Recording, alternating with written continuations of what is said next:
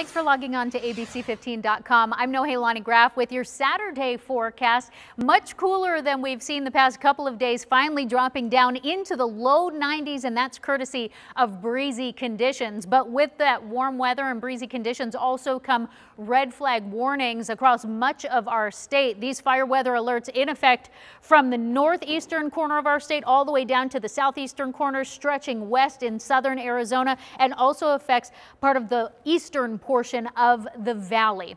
Taking a look at our wind alerts, we also have some of those in effect until 8 o'clock tonight. Wind advisories for the northeastern corner of Arizona and also southeastern corner of Arizona. Flagstaff also affected by those stronger winds. Futurecast winds showing us it's breezy to start off the day in the high country, but those winds really going to kick up right around 2 o'clock this afternoon. Gusts upwards of 35 miles an hour possible with sustained winds in the 20s.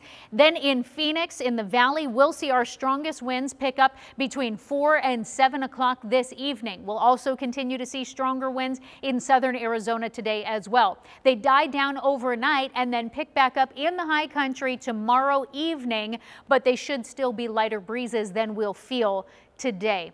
Wind speeds here in the valley could reach 25 miles an hour at times. In the high country, gusts up to 35 miles an hour with sustained winds between 15 and 25 miles an hour. Those winds also keeping us cooler statewide today. You'll only reach 63 degrees in Flagstaff, warmer in Winslow at 80, and Show Low you'll be in the low 70s. Southern Arizona, much of you are going to be in the low 90s today, although along our western border we'll stay in the upper 80s. Back here in the valley, we'll stay into the 70s until mid-morning, and then we'll start to climb into the 80s by lunchtime, upper 80s shortly after lunch.